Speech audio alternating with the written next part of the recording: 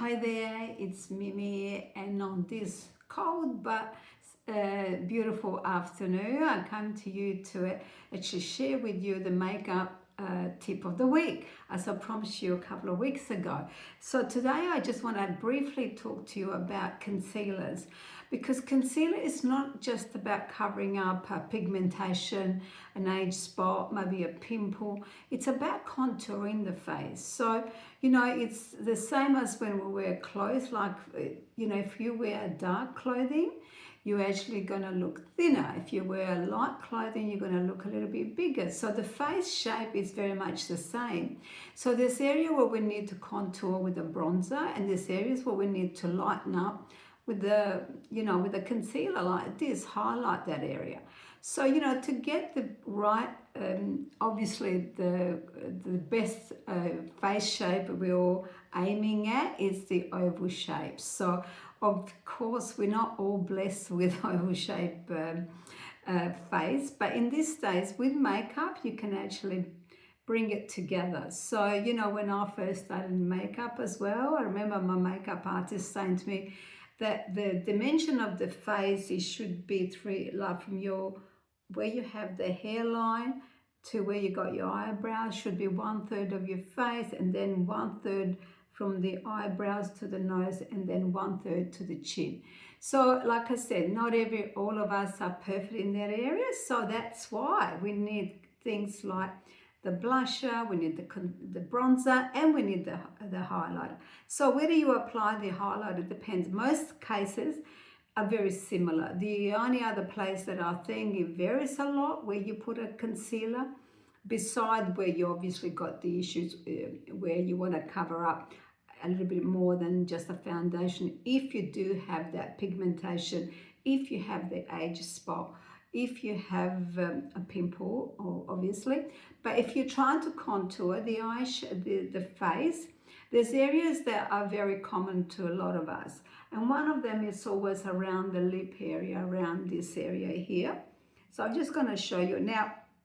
This is my personal one. If it's your personal one, you can actually use your sponge from here, or you can, if obviously when I do on other people, I put it on my hand and then use my brush. So in this case, I'm going to show you just down here, this area here.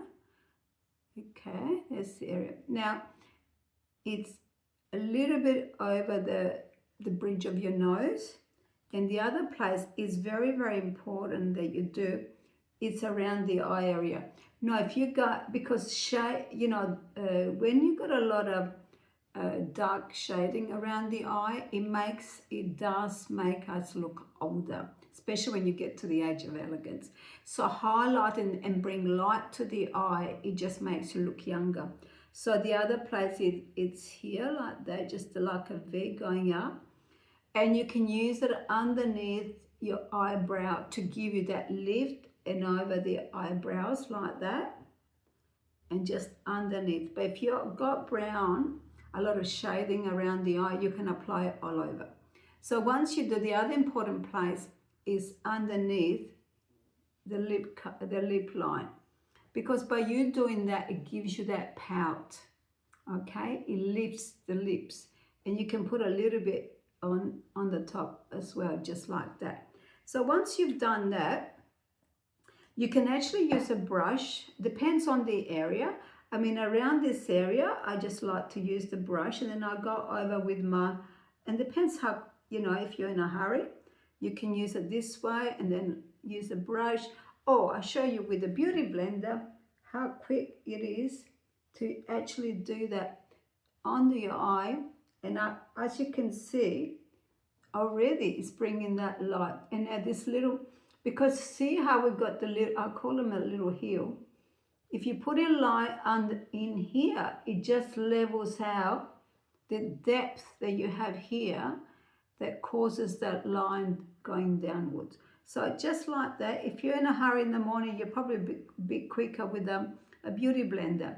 And then just underneath like that. And up, always go up on this area, because you want to highlight and bring, especially if you've got a small forehead, you want to bring that up as well. and over the eyebrows. And another time I'll share with you what do you do after this with your bronzer and your blush. There's a technique for everything. So just blend it like that, and amazing what it does around, and you can actually finish off by patting with your fingers over it. So make sure you warm up that area and the actual concealer goes into it, so it looks like an extension of your skin, not that you got concealer. So you can use this. I prefer to do this over my foundation, because if you do it underneath, what happens is you rub it off when you do that. And then of course, I love this color. You know, you've probably seen me and I wear a lot of bright colors, like the red. I love the apple, the beautiful orange color. I like the reds, I like the rust. But today I thought I'll go for a different color, and this is, I've been wearing this a lot, and people say, oh, I love that color. Coming into winter, we like those chocolate brown and things like that. So make sure you hydrate those lips, because when you hydrate those lips, you find you don't get so many lines and you have more of a beautiful full lip. So here we are. I've used the nude lip line underneath.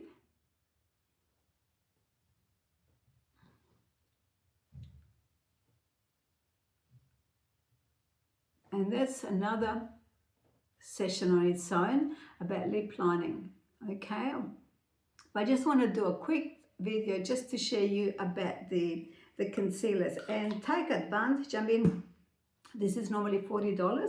It's out for $15, which is still, I've never ever seen at that price. So I hope you enjoyed. Please give me a feedback, and if there's anything else that you like, you know, me to share with you, I'm more than happy to do that. You know, I've been in this industry all my life, so, and I have learned a lot by going to New York and learning from the best. And I can show you anything, and you can ask me any question you like. So I hope you enjoyed the video, and I look forward to next time. Bye for now.